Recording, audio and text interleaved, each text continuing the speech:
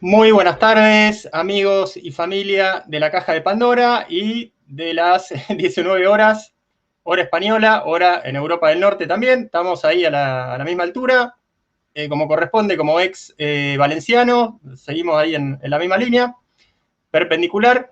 Estamos comenzando el espacio Alquimia Tradicional a cargo de nuestro compañero chileno, el instructor Javier Acuña. Javier parece que no anda por acá todavía, no anduvo recién contestándonos por el WhatsApp. Esperemos que no le haya pasado nada, pero bueno, esto es televisión, ¿verdad? Entonces, un vistazo más a nuestro WhatsApp web. No tenemos nada de Javier por ahí. Continuamos con televisión, ¿verdad? Haciéndole una llamada por el ciberespacio a don Javier. Y si no, seguiremos con preguntas y respuestas, tal cual más de una vez hicimos con Luis, cuando parece que un invitado no pudo estar, alguna vez a uno se nos olvidó, no le pasó nada más que se haya olvidado del programa. Pero bueno, a ver, marcando con Javier.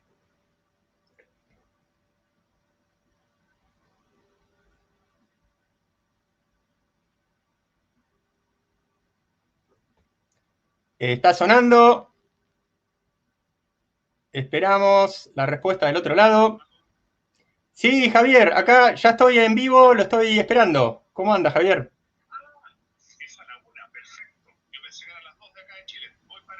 Bueno, ahí estamos. Ahí está. Ahí está, una pequeña confusión, que Javier pensaba que era las 2, que era la 1, que era las 3, que era las 4, pero nos dijo en el mejor de los acentos chilenos, ya voy para allá, que ya voy para allá, que huevón. Ahí, así que don Javier ya está por aparecer. Le damos el bienvenidos a todos aquí. Ya viene don Javier.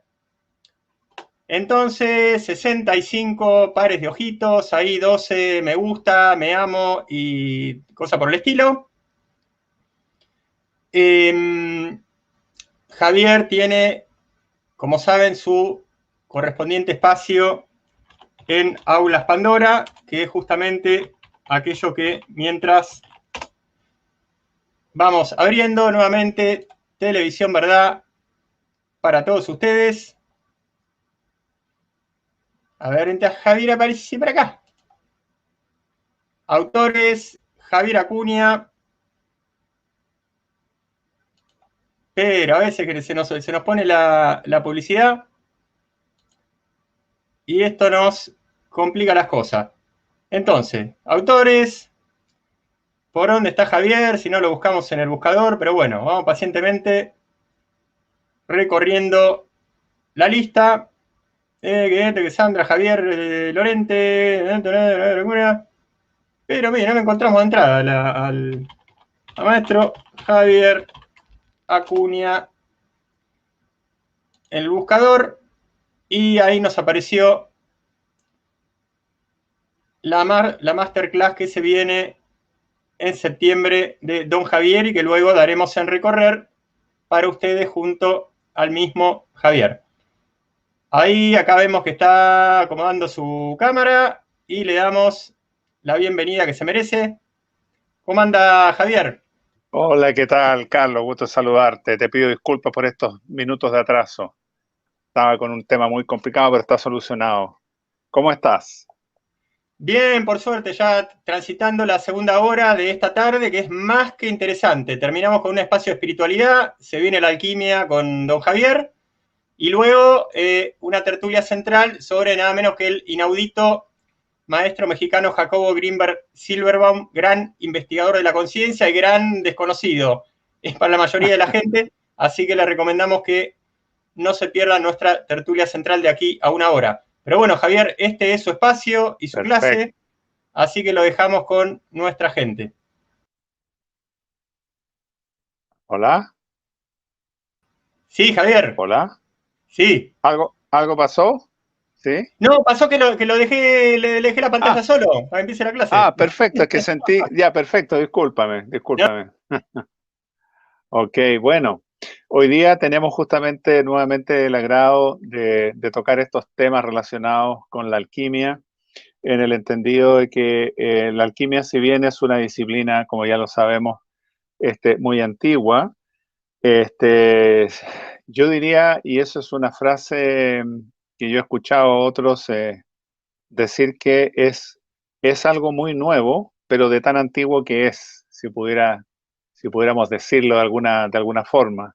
Es decir, eh, hay una cosa que es muy importante. La alquimia, como su nombre lo indica, procede de Egipto, que en definitiva es el llamado país de Kem.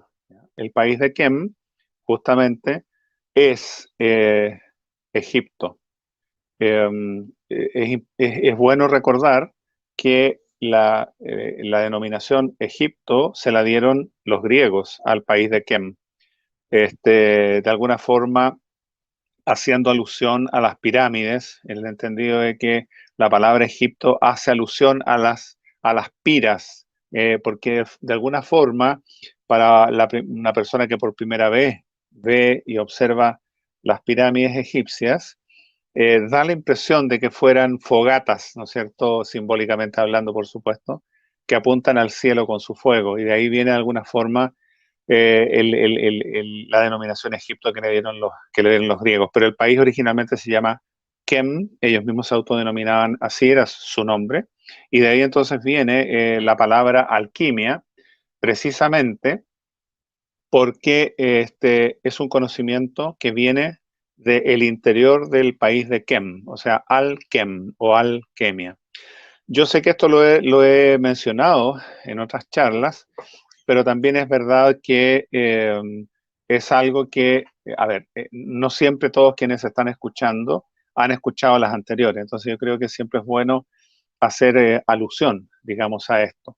Entonces, este conocimiento, como decía al comienzo, que es un conocimiento tan antiguo, es antiquísimo, viene del país de Kem, viene del Egipto primitivo. No nos olvidemos nosotros que el país de Kem se inicia, de acuerdo a los antecedentes históricos que tenemos, en lo que se conoce como el Egipto, el Egipto predinástico, es decir, el anterior, obviamente, a las dinastías, en donde el primer faraón fue Menes, ya que fue un sabio extraordinario. Y anterior a Menes estaba Hermes. Hermes, evidentemente, fue un sabio, no había más, si él no tuvo ningún tipo de cargo, llamémosle así, de carácter de responsabilidad, digamos, de responsabilidad política dentro de Egipto, pero sí fue un sabio extraordinario que fundó a través de las bases del conocimiento hermético, fundó lo que posteriormente, más bien dicho, puso las bases de lo que posteriormente sería el Egipto que nosotros conocemos con ese gran misterio que está detrás. Entonces, estableciendo así esta esbozo histórico, digamos, de lo que fue Egipto, nos vamos a encontrar justamente con que este conocimiento venía en realidad hay que decirlo con todas sus palabras, venía de la Atlántida y particularmente de la isla de Poseidonis, que fue el último bastión atlante que se hundió en las aguas del mar del Océano Atlántico, tal como lo relata Platón en sus diálogos, cuando menciona él que él escuchó, que venía las referencias, él había escuchado de su abuelo Solón, ¿no es cierto?, que había hablado, que el abuelo a su vez había escuchado, ¿no es cierto?, eh, respecto justamente de que esta isla, que se llama Poseidonis, existía en el lenguaje de la época más allá de las columnas de Hércules, que como bien sabemos se está refiriendo ahí al estrecho de Gibraltar, ¿no es cierto? Y que esta isla, Poseidonis, era el último resto de la civilización atlante que quedaba en la superficie. Y ya era una isla muy grande. Y también dentro de esto, ahí estaba y existían templos de la sabiduría antigua, sin duda relacionadas con la jerarquía de maestros. Si no era cualquier conocimiento, sino que era un conocimiento tradicional, hermético e iniciático. Entonces, de ahí viene, incluso están, digamos, las alegorías que hacen alusión a que este conocimiento que estaba en Atlántida, ¿no es cierto? Y en este caso particular, estaban en esta isla llamada Poseidonis, antes del hundimiento definitivo de esta isla, que ocurrió, de acuerdo a las palabras de Platón, según lo comenta él en su época, hace 9.000 años, dice Platón. Si sumamos los 2.500 años desde Platón a nuestra época, estaríamos hablando de que esa isla se hundió hace 11.500 años aproximadamente. Entonces, ese conocimiento ahí guardado se transmite, se guarda y se transmite, se lleva a distintos lugares a partir de ese momento. Salen algunos barcos, cuenta la tradición, digamos, las crónicas de la época. Salen varios barcos que estaban preparados con discípulos sobre estos barcos, que eran barcos pequeños en realidad, donde cabían más o menos 50 personas. Y cada uno de estos barcos zarpa antes de que se comience, antes de que venga el cataclismo propiamente tal, pero muy justo, cuentan ellos. Y bueno, su objetivo, la misión de estos barcos, era llevar el conocimiento iniciático que portaban ellos, físicamente también llevaban, incluso cuentan ellos, una llama encendida, que es simbólicamente la llama del saber, la llama de la sabiduría, la llama del conocimiento. Entonces cada uno de ellos tenía como destino un cierto lugar predeterminado por los sacerdotes. Y uno de esos destinos justamente es lo que hoy día nosotros conocemos como Egipto. Entonces allá llega uno de estos barcos, fueron varios barcos, y se asientan entonces en el lugar, llegan a lo que es el delta del Nilo por el mar, ¿no es cierto?, Mediterráneo, y digamos, navegan el río hacia arriba, ¿no es cierto?, y se instalan en una cierta zona que es el Bajo Egipto inicialmente. Y ahí comienzan ellos, estos discípulos, a desarrollar esta civilización que posteriormente nosotros conoceremos como la civilización egipcia. Pero esto ocurrió hace muchísimos años, como sabemos ya, estamos hablando de hace ya más de 10.000 años, 11.500 años. Y ahí entonces comienza, llamémosle así, este llamado Egipto predinástico, o también se le llama el Egipto Atlante, por su raíz Atlante.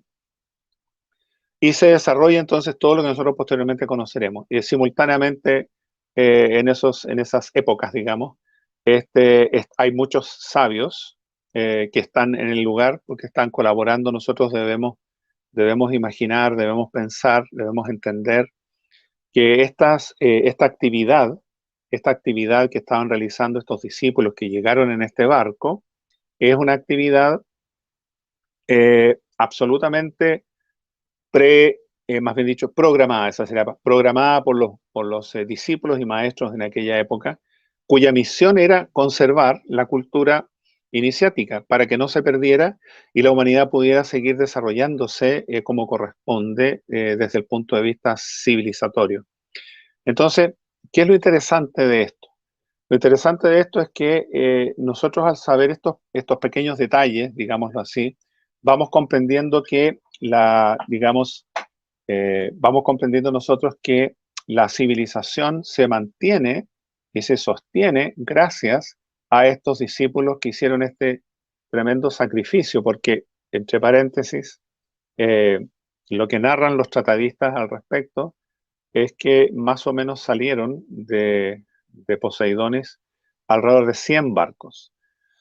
Y de esos 100, muchos naufragaron. Y bueno, se ahogaron, se perdió conocimiento ahí, pero alrededor de el 10% se salvó, es decir, alrededor de 10 barcos se salvaron. Y uno de esos es el que llegó a Egipto. Otro también cruzó el estrecho de Gibraltar, en aquella época el estrecho, o sea, quiero decir, en aquella época las columnas de Hércules, y llegó a lo que hoy día conocemos nosotros y conoceríamos después, por supuesto, como la Grecia tradicional clásica también, que se desarrolló a partir de ese momento.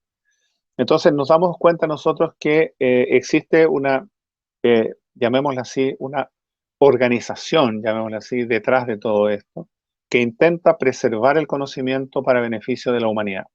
Ese es el objetivo esencial, que la humanidad no pierda lo más importante, que es justamente su conocimiento respecto de las verdades eternas, las leyes de la vida, que es importante que los seres humanos seamos capaces de conocer para poder realmente desarrollarnos como seres humanos que somos. Bueno, así cuenta un poco la historia y en esta situación del Egipto predinástico entonces aparece un gran organizador que se llama Menes, que fue el fundador de las dinastías egipcias y él es el primer faraón de la primera dinastía. Y después vendrán, como ustedes saben, muchas otras más dinastías, pero en definitiva, eso es la idea central. Y este conocimiento de la alquimia del que estamos conversando viene de esa época. Entonces nosotros lo que podemos decir es que hay una cadena, llamémosla así, le llaman una cadena de oro, una cadena, una aura catena, ¿no? Aurea catena, que es justamente esta cadena de oro, que es la cadena del conocimiento. Y que los discípulos, cada uno en su época, cada uno en su momento, entonces han tenido la responsabilidad, digámoslo así, de conservarla viva, de conservarla de una manera entera, completa, incontaminada, porque lo más importante de esto es que este conocimiento es un conocimiento para la humanidad. Es un conocimiento que permite a la humanidad desarrollarse y por supuesto, evolucionar hacia estados superiores de conciencia. La humanidad en aquella época era una humanidad muy, muy primitiva desde el punto de vista de la espiritualidad, ¿no es cierto? Porque faltaba mucha experiencia. Somos los mismos, no nos olvidemos. Es un pequeño detalle. Este pequeño detalle justamente se refiere a que somos nosotros mismos. Es decir, en todo esto que estamos conversando, hay algo que trasunta todo lo que estamos hablando y que tiene que ver justamente con que la reencarnación forma parte de la tradición de la enseñanza. O sea, se enseña que la tradición, eh, más bien dicho, iniciática, es algo que se va entregando de época en época y en esa tradición se entrega dentro de los conocimientos que existen en esta misma tradición el concepto de la reencarnación, es decir, que nosotros somos seres espirituales, nosotros los seres humanos, somos seres espirituales que estamos experimentando en un cuerpo físico. Y esta experimentación, de alguna forma, si entre comillas lo podemos poner, es nuestro espíritu, nuestra alma inmortal, imperecedera y perfecta, que necesitaba la experiencia del mundo de la materia o del mundo del caos, como dice la alquimia en el lenguaje alquímico. El mundo de la materia es el mundo del caos. Entonces, en este experimentar, nosotros, como seres espirituales que somos, seres perfectos que somos, creados a imagen y semejanza de Dios creador, que en el lenguaje alquímico el Dios creador es el Alcahest, ¿ya? Entonces, este Alcahest en el lenguaje alquímico es el Dios creador, que se le representa al Alcahest como el gran disolvente universal de color violeta, si les suena el color, de color violeta. Y esta es una luz iniciática, llamémosla de esa forma, que lo que hace es que permite la existencia de la vida ahora en nuestro planeta. La vida completa, digamos, desde los seres humanos, pasando por los animales, qué sé yo, perdón, y este, todo lo que existe. ¿Ya? O sea, la existencia del universo, de alguna manera, está dada y existe gracias a esta llamada luz iniciática o Alcahest, que es el que otorga la vida a todo lo que existe. Inclusive, para comprenderlo, los tratadistas del arte real, en algunos casos, por ejemplo, en el Mutus Liber, que es un libro del siglo XIV, XIV-XV, que es un libro, se llama libro mudo, Mutus Liber, porque toda la enseñanza alquímica está expresada en símbolos, sin ninguna escritura, sin palabras. Y hay una de las láminas, digamos, del Motus Liber, ustedes van a encontrar con que en la lámina aparece el sol y la luna en los extremos superiores de la lámina, ya rodeados de nubes, y luego del centro sale una especie de abanico hacia abajo, que tiene distintos, bueno, digamos, son grabados, no tienen colores, pero parte de la base que tiene distintas tonalidades, por lo tanto debería tener diferentes colores, digámoslo así, y que es una especie de arco iris de luz que desciende y abajo aparecen casas, aparecen campo, aparecen animales, aparecen personas, ¿no es cierto?, seres humanos, dando a entender que este alcaes es el que le otorga la vida a todo lo que existe. Entonces, en la tradición alquímica se enseña que en nosotros, los seres humanos, fuimos creados por el Dios creador, es decir, por el Alcaest. Y a su vez, el Alcaest fue creado, el creador fue creado por el llamado Dios innominado, que es el equivalente al Tao de los budistas Zen. El innominado porque no puede tener un nombre, cualquier nombre que nosotros le pudiéramos poner al innominado va a estar limitado, va a estar evidentemente limitado, o lo va a limitar la idea, lo que queremos expresar. Entonces no se le puede poner nombre, por eso se le llama así, el innominado. Y este innominado, que siempre ha existido, es decir, no tiene origen, sino que siempre ha sido, es y será, ¿ya?, en un momento crea al Alcaest, que es el Dios creador del que estábamos hablando. Lo crea él en función de su poder, ¿no es cierto?, creativo, y entonces nacen los universos al crear el Alcaest. Y simultáneamente, al crear al Alcaest, que repito, es el bien supremo, es la luz iniciática, es la luz, así con mayúscula también, necesariamente, como se crea en el mundo de la dualidad, necesariamente al crear el Alcaest debe crear su contraparte, que es el caos en el lenguaje alquímico. Este caos está formado, según mencionan los alquimistas, por sol y luna, ¿ya? Y aquí entonces me tengo que detener a explicar que sol y luna se está refiriendo no al sol y la luna que nosotros vemos en el día y en la noche, ¿no es cierto? No estamos hablando de estos planetas, ¿no es cierto? Ni el satélite de la Tierra, ni el sol como estrella, digamos, sino que estamos hablando de que lo utilizan como un símbolo para ocultar el conocimiento. Y aquí comenzamos entonces a ver algo relacionado con esta sabiduría alquímica plasmada en símbolos, ¿ya? Porque hay que comprender que los alquimistas, habiendo alcanzado el conocimiento superior, eh, cuando escribían, ¿cierto?, cuando escribían sus textos alquímicos, cuando enseñaban, lo tenían que hacer, y eso yo creo que ustedes lo van a comprender de manera muy, muy lógica, ¿no es cierto? Lo tenían que hacer de manera oculta, es decir, de verdad no existía la posibilidad de hablar abiertamente de esto, sino que debía hacerse de manera oculta. Por lo tanto, ¿cómo se podían ocultar los conocimientos? A través de la utilización de símbolos. Pero tampoco era cualquier símbolo, sino que tenía que ser también un símbolo que, ¿cómo podemos decir?, despistara a los profanos, llamémoslo así, o aquellos que quisieran profanar este conocimiento, es decir, a los enemigos de la luz, a los enemigos del conocimiento. Entonces, ¿qué hicieron ellos? Hay que recordar el contexto de la época medieval, ¿no es cierto?, cuando existía solamente una fe, una religión, ¿ya? En este caso la religión católica en Europa Occidental, y que usted no se podía salir de ese contexto porque obviamente iba a ser castigado. Entonces cualquier cosa que fuera más allá de la religión oficial debía necesariamente expresarse de una manera oculta, ¿ya? ¿Y cómo lo hacían? A través de utilizar símbolos que no entregaran ninguna pista de lo que estaban hablando. Nada, que no fuera posible deducir nada. Entonces, por eso se dice que el conocimiento alquímico es un conocimiento velado. Es un conocimiento que está velado, pero está velado a propósito.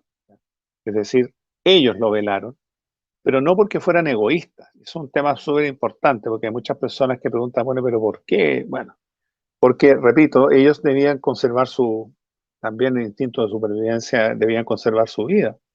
Estaban en peligro si se llegaba a saber o a conocer lo que ellos estaban haciendo. Por lo tanto, entonces, nos vamos a encontrar con que debieron usar una cantidad de nombres extraños que no tuvieran relación con el conocimiento propiamente tal que ellos estaban entregando. Dicho así las cosas, entonces, nos vamos a encontrar con que de los textos alquímicos que existen de aquella época, que hay muchos textos alquímicos, muchos de ellos fueron también plasmados en función de imágenes, en función de figuras. Estas figuras, precisamente lo que hacían era representar de manera alegórica el conocimiento o la doctrina alquímica propiamente tal. Entonces, volviendo un poco atrás a lo que estábamos diciendo, cuando el dios innominado crea al Alcaes, debió entonces crear su contraparte, que es el caos. Y decíamos entonces que este caos está formado por sol y luna. Entonces, a lo que se refiere la alquimia, cuando hablamos de sol y luna, se refiere a dos miasmas que conforman el caos. Es decir, una materia bruta, una materia muy densa, ¿no es cierto?, muy pútrida, que constituía la contraparte de la luz. Es decir, el caos es oscuridad. Y por lo tanto, la expresión de esta oscuridad se da a través de lo que nosotros conocemos como el caos. Bueno, este caos entonces, así expresado, así simbolizado, dicen los alquimistas, estaba formado, repito, de estos dos miasmas, en donde el llamado sol es el aspecto metálico del caos, metal, y la luna es el aspecto mineral, es decir, es un metal con un mineral. Así lo explico. Entonces, ¿qué es lo que sucede? Sucede que al crearse de esta forma el caos, ¿no es cierto?, que es la oscuridad, y al ser el caos creado también por el innominado, es decir, el bien y el mal, que son la dualidad, ¿no es cierto?, que se tienen que encarar, son creación del innominado, ¿no es cierto?, del uno absoluto. Y por lo tanto el caos también, y eso es un detalle muy relevante, pero que hay que tener muy en cuenta, el caos también dentro de sí mismo contiene una partícula, llamémosle así, de álcaes o de luz, porque fue creado por el innominado, ¿ya? Pero por lo tanto entonces contiene dentro de toda esa oscuridad, ¿no es cierto?, esa negrura, esa pesantez que significa, digamos, y que representa el caos. Este caos entonces dentro de sí mismo tiene una partícula de luz. Y esto es muy relevante para lo que sigue ahora, porque es importante remarcar esto de que hay una partícula de luz en el interior del caos. Porque resulta que en lo que viene ahora, el paso que sigue, digamos así, es el siguiente. Ya llevamos relatado entonces que el innominado, ¿no es cierto?, creó al Alcaes y creó al caos. El Alcaes es, ya lo dijimos, el dios creador, por una parte, y sin embargo, y en paralelo está el caos, que vendría a ser como el destructor. Es un poco la contraparte. Siempre mantengamos ya. ¿Qué sucede? Hay un instante entonces en que el innominado le pide, es una manera de decir que le pide al Alcaes que cree al ser humano, ¿ya? Entonces el Alcaes, en su sabiduría extraordinaria, cumple lo que le ha planteado este, su jefe, su jefe, el innominado, y crea entonces al ser humano. Y como es el Dios creador, para él es su naturaleza hacer esto que está haciendo. Y al ser un dios de una, el dios creador, quiero decir, de una potencia, pero extraordinariamente grande, es omnipotente, el Alcaes, crea al ser humano y lo hace a su imagen y semejanza. Por lo tanto, nos está creando a nosotros. O sea, nosotros somos esa creación del Alcaes en ese momento. Entonces, el Alcaes crea al ser humano y lo crea con todas sus cualidades, ¿no es cierto? Completo, con toda la sabiduría. Eh, Absolutamente no le faltaba nada a esta creación. Es una creación perfecta. Solamente le faltaba una pequeña cosa que es la que seduce lo que vamos a conversar. Entonces, tan perfecto fue le llaman Adán primero, o primer Adán, así creado, que contenía dentro de sí mismo todas las cualidades, como acabo de decir, y dentro de ellas las dos polaridades, es decir, era un ser andrógino, ¿no? No había división entre macho y hembra o masculino y femenino. Entonces, reuníamos nosotros ambas cualidades, o sea, nosotros reuníamos en un solo ser, ¿no es cierto?, el aspecto masculino y el aspecto femenino.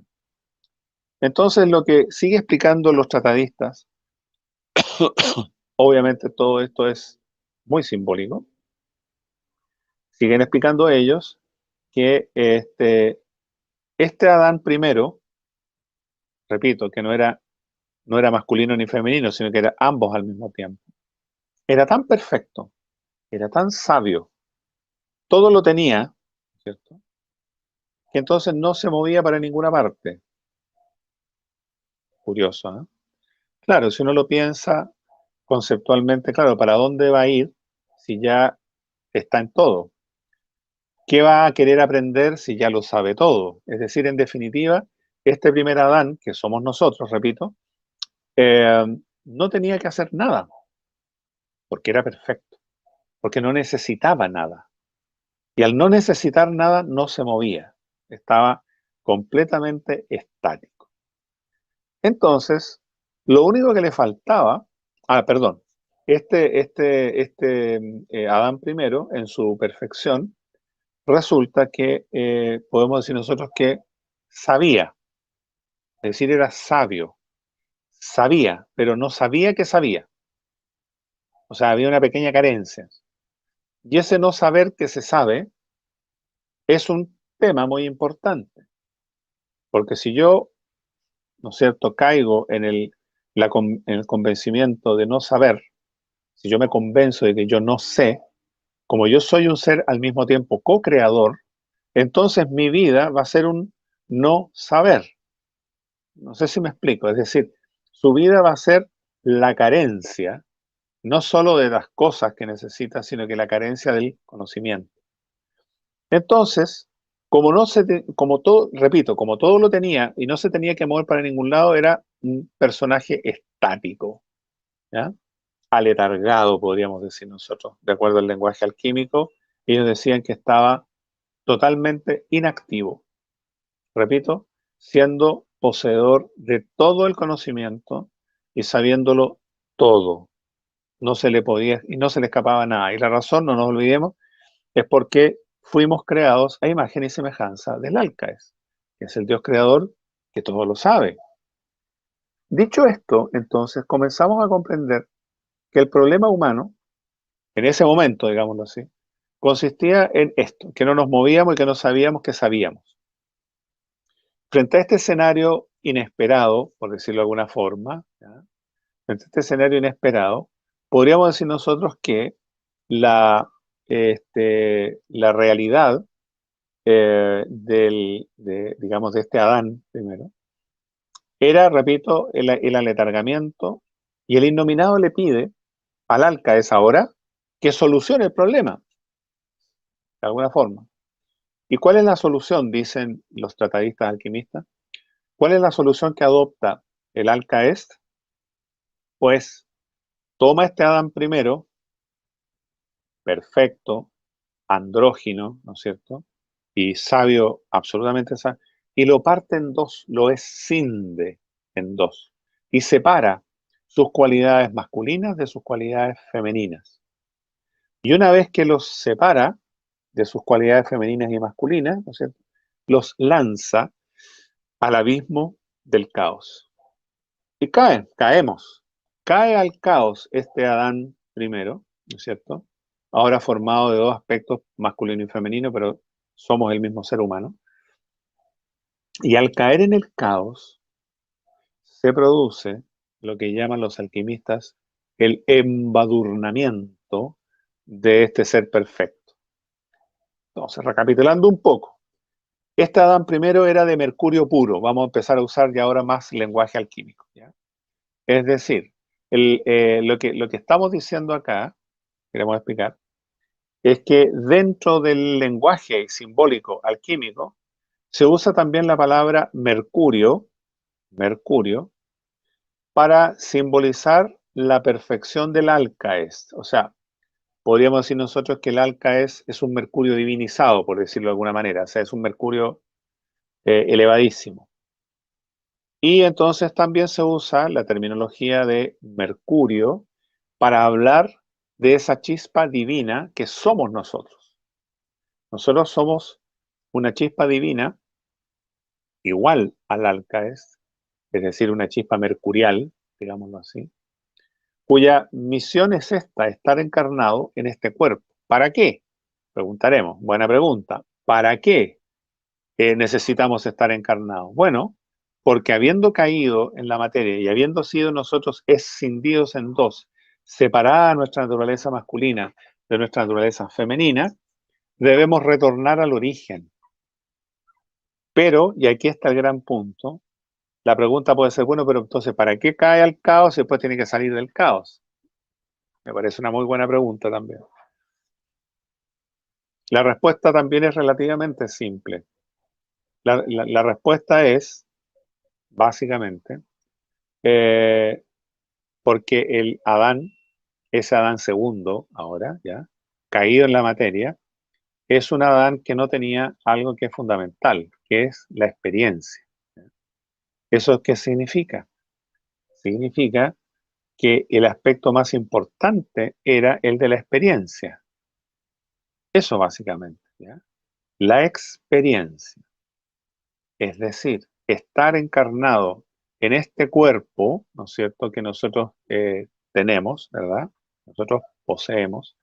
Y este cuerpo, entonces, que está formado de caos, es decir, de sol y luna, porque no nos olvidemos, para que los conceptos vayan quedando lo más claros y lo menos contradictorio posible. Nosotros somos un ser, nosotros somos un ser perfecto, ¿no es cierto? Somos Mercurio, de la misma naturaleza del caos, ¿ya? Caemos entonces al caos, ¿verdad? Al caer al caos, somos cubiertos por estos dos miasmas. Es decir, somos cubiertos por, primero, luna, que es un aspecto mineral, que es un poquito más blando que el metal. Entonces, nosotros seres perfectos, mercuriales, perfectos, vuelvo a repetir, caemos en el caos y somos envueltos, ¿ya? Al ser envueltos, en este caso por luna, que es el mineral, puede ser que luna es un símbolo para despistar. Una vez que somos envueltos, viene ahora el sol o la parte metálica y sella en la parte mineral. Entonces quedamos encerrados nosotros en una masa mineral que a su vez es sellada por fuera por una masa, por una capa metálica. Y ahí entonces nuestra conciencia, que repito, viene de la perfección de nuestro origen, alquímicamente hablando de nuestro mercurio, caemos entonces en qué o cuál es la consecuencia, el olvido. Entonces, nosotros nos olvidamos de nuestro origen real. Y ese olvido de nuestro origen real causa el dolor. Es decir, repito, somos seres perfectos, hemos caído al caos por distintas razones, ¿no es cierto?, ya explicadas. Al caer en el caos somos cubiertos por el caos, somos encerrados en una especie de cárcel, de celda, ¿no es cierto?, caótica. Y la consecuencia de esta caída es el olvido. Entonces nosotros, repito, seres espirituales, seres perfectos, brillantes, extraordinarios, nos creemos caos. Y es una consecuencia de la experiencia. Creemos que somos el caos. Hemos caído en este caos, digamos, y nos hemos olvidado de nuestro origen auténtico, de nuestro origen real. Eso es básicamente la concepción. Y ahora, simbólicamente hablando, ya lo tenemos claro, entonces tenemos que el alcaest es la luz iniciática, ¿no es cierto? Es una luz de color violeta, que es así, es auténticamente así. Luego tenemos, ¿no es cierto?, el caos, que está formado de sol y luna, como contraparte, ¿no es cierto?, del alcaest. Tenemos al Adán primero, creado a la perfección, ¿no es cierto?, imagen y semejanza del alcaest. Este Adán primero es escindido en dos, es separado en su aspecto masculino y femenino, y lanzados a los abismos del caos, donde se produce, ¿no es cierto?, la cárcel, ¿no es cierto?, caemos en nuestra cárcel, y lo que ocurre es que nuestra cárcel no solo es una cárcel física, sino que también es una cárcel psicológica. Es decir, este prisionero no solo cayó prisionero, sino que además se olvidó que era libre. Se olvidó que su origen es un origen de perfección y de libertad absoluta. Y ese es el drama humano. Lo hemos podido resumir. Entonces podríamos decir nosotros que la alquimia explica el drama del ser humano, explica el problema humano, digámoslo así. Y tal cual como lo explica el Buda. Y esto es algo muy bonito, cómo coinciden, ¿no es cierto?, las enseñanzas del Buda con las enseñanzas de la alquimia y así todas las enseñanzas entre paréntesis. Lo que pasa es que a mí me gusta recordar al Buda porque tengo una gran admiración por este ser extraordinario. Y el Buda decía que el gran problema del ser humano era ese, que siendo un ser perfecto, perfecto en todos sus aspectos, estaba hipnotizado, digámoslo así, por la materia. Y por lo tanto se había olvidado de su origen. Entonces decía, un ser perfecto, como somos nosotros, que vive en un mundo imperfecto y limitado, ¿qué pasa con él? Sufre. La primera realidad del ser humano es el dolor, dice el Buda. Y el dolor, agrega, es vehículo de conciencia. Entonces, frente al dolor, los seres humanos intentamos escapar del dolor.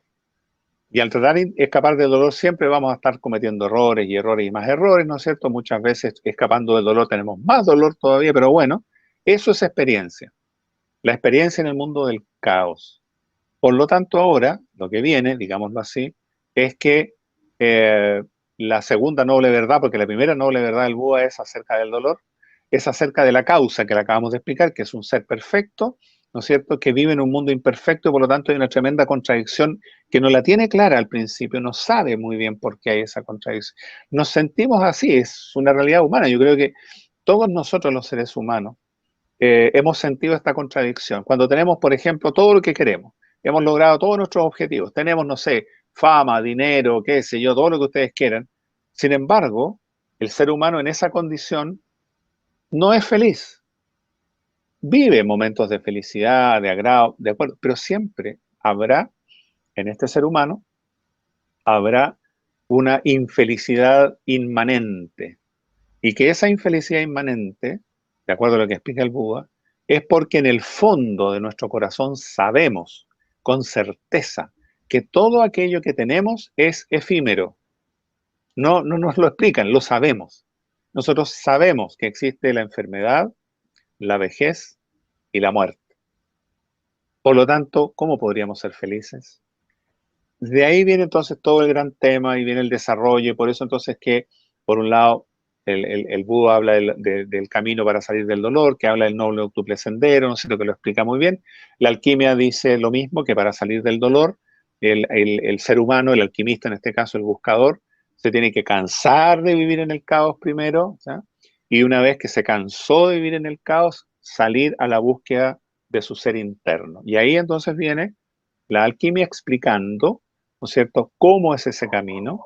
Y ahí entonces viene todo el desarrollo de la doctrina alquímica que enseña que el ser humano, cada uno de nosotros, puede salir de esta condición en la medida en que es capaz de trabajar con el alcaest, es decir, con el gran disolvente universal, con esta luz violeta, ¿no es cierto?, para ir deshaciendo estos miasmas que son el caos que nos tienen prisioneros. Y ese es todo el desarrollo del trabajo alquímico que tiene por delante el alquimista propiamente tal. Ese es Javier, más o menos el resumen. Sí, muy bien. Javier, ya transitando los últimos 10 minutos, quizás sea el momento ideal para recorrer dentro del espacio de Javier Acuña en aulaspandora.com esto que se viene, que es la masterclass online en directo, por supuesto, Simbología Química Esencial. Entonces, a compartir pantalla se ha dicho, y si queda algún minutito, habrá por ahí alguna pregunta de Carlos, mientras palpitamos nuestra tertulia central con el filósofo de la ciencia, Manuel de la Flor. Entonces, Javier, 23 de septiembre, así son 2 es. meses, pero el tiempo, Pasa volando. veloz y la vida pasa pronto, Sí, todo ese tipo de cosas, así es. que vamos a tener por acá dentro de el marco de que este día, 23 de septiembre, entre las 19 y las 22 horas, lo tendremos ahí en vivo. Así es. Mm. Así es.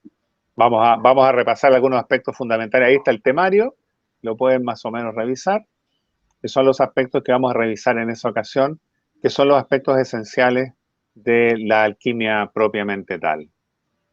Claro, por ejemplo, todo lo que es el contexto histórico, las cruzadas, los templarios, los masones, los alquimistas propiamente tal, luego la creación, la gran caída, el alcaes, qué es lo que es el caos, etcétera, ¿no es cierto? Y luego, que es muy importante de la caída en el caos, el tema del regreso al origen, y ahí aparecen los héroes, ¿no es cierto? Porque los héroes son justamente expresiones de la tradición que muestran la gran situación del ser humano, es decir, de cada uno de nosotros en la búsqueda, en el regreso al origen.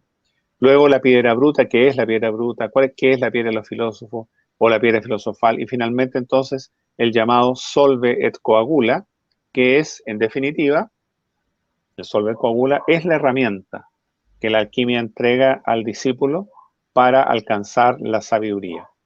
Y es un trabajo, ¿ya?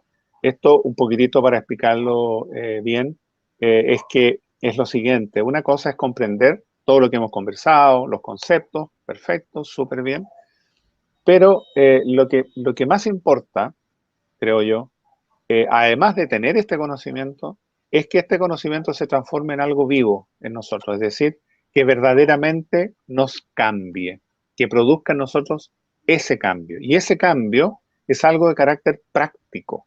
Entonces la alquimia tiene la virtud, y por eso es que a mí me gusta mucho la alquimia, me encanta enseñarla. La alquimia entrega el solvet coagula, también conocido como la palabra perdida o la apagó el de la sed, del conde Trevisano. Es decir, es un trabajo que debe hacerse, que nosotros debemos hacer con nosotros mismos en función de este alcaes que viene cayendo sobre nosotros para ir disolviendo estos miasmas, esta cárcel que nos tiene prisioneros. Y eso es lo que hacemos también, lo vamos a, bueno, no lo podemos enseñar en esa masterclass, pero sí se enseña en el curso de alquimia tradicional de alto grado que impartimos, que son 10 sesiones, ¿no es cierto? Y a partir de la mitad del curso, es decir, a partir de la sesión número 6, es cuando se entrega y se enseña el trabajo del solve coagula para llevar a la práctica todo esto que hemos conversado. Entonces, en esta masterclass vamos a entregar los elementos teóricos esenciales de la alquimia. Así que ojalá podamos reunirnos ahí, podamos conversar de este tema en esa fecha. Muy bien, Javier. Sería muy complicado que en 4 minutos me comente más o menos quién fue Fulcanelli, qué quiso decir ahí en el Misterio de las Catedrales, que tuve ahí el honor de alguna vez estudiar. Mira, Fulcanelli es un alquimista contemporáneo, relativamente contemporáneo, porque él vivió a comienzos del siglo XX. Era no, bueno, primero que nada, Fulcanelli no es su verdadero nombre, es muy importante recordar eso. Los alquimistas nunca, por tradición, tradición permanente de la alquimia, nunca dicen su verdadero nombre. Siempre ellos se escudan en un seudónimo y Fulcanelli no es la excepción. Él escribió dos grandes, muchas cosas, pero dos grandes textos. Como tú muy bien mencionaste, Carlos, uno de ellos es el Misterio de las Catedrales y el otro es Las Moradas Filosofales. Y en el Misterio de las Catedrales, lo hermoso de ese libro es que Fulcanelli expresa cómo la enseñanza alquímica fue grabada en la piedra de las catedrales. Entonces también le llama a las catedrales el alfabeto de piedra, porque justamente los alquimistas de la época plasmaron los símbolos alquímicos en la piedra con la que los masones de la época construyeron las catedrales.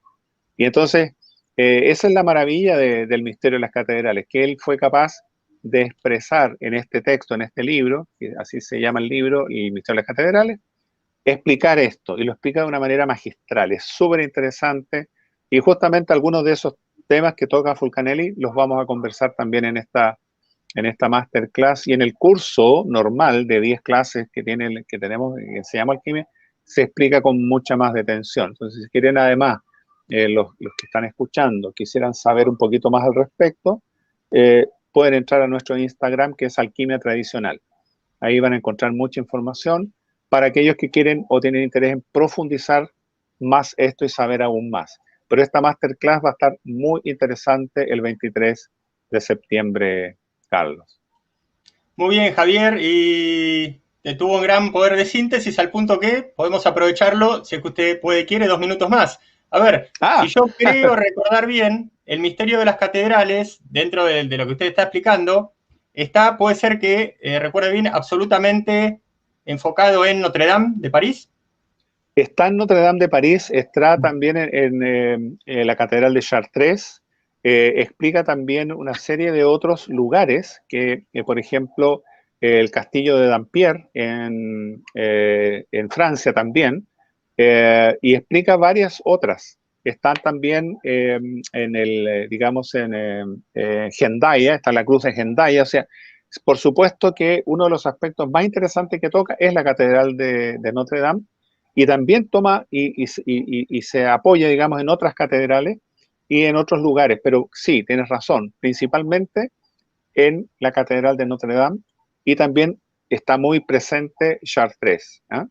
Y es muy interesante porque ahí se muestra cómo el conocimiento alquímico dio una vuelta completa, y ahí uno se da cuenta que en realidad los constructores de estas catedrales, que dicho sea de paso, hay que recordar que con el advenimiento de este conocimiento que trajeron los templarios, ¿no es cierto?, que se llamó alquimia después y se lo entregaron además a los masones evolucionaron también en los conceptos arquitectónicos de la época, cuando empezaron con la construcción de las catedrales estilo gótico, que es un tipo de catedral completamente novedoso y distinto para la época, donde los muros son más delgados, se producen los arcos, la altura del cielo de la catedral es enorme, uno lo mira y dice, ¿cómo lo pudieron hacer?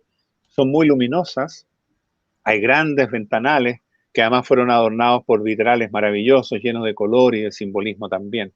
Así es que de todo eso habla también Fulcanelli en su libro El misterio de las catedrales, el alfabeto de piedra. Muy bien, Javier, un placer nuevamente, y será hasta nuestro próximo encuentro. Creemos que en 15 días puede ser, o Sí, encantado. Cuando Dios mande. Sí. Muy bien, pues ahí nos coordinamos. ¿Eh? Gran abrazo, Listo, Javier. Carlos. Un agrado, un gusto, y nos vemos muy pronto. Que estén muy bien. Hasta pronto. Este ha sido el feliz paso del instructor en alquimia tradicional, Javier Acuña, chileno él, ahí hermano sudamericano, pero es momento de ir anunciando nuestro próximo programa, el que cierra esta más que profunda jornada, comenzada allí a las 18 horas española con espiritualidad, luego con esto que está terminando, el espacio correspondiente a la alquimia, y el siguiente, que va a ser dedicado al maestro mexicano estudioso de la conciencia, Jacobo Grinberg, nada menos que por parte de Manuel de la Flor, un filósofo de la ciencia, artista visual, que él mismo, como protagonista, va a hablar, obviamente, de sus propias cosas. O sea, el título es proponer quién fue Jacobo Grinberg, pero va de la mano de quién fue Jacobo Grinberg para Manuel de la Flor y quién es Manuel de la Flor. Bueno, en todo eso vamos a entrar en un minuto nada más.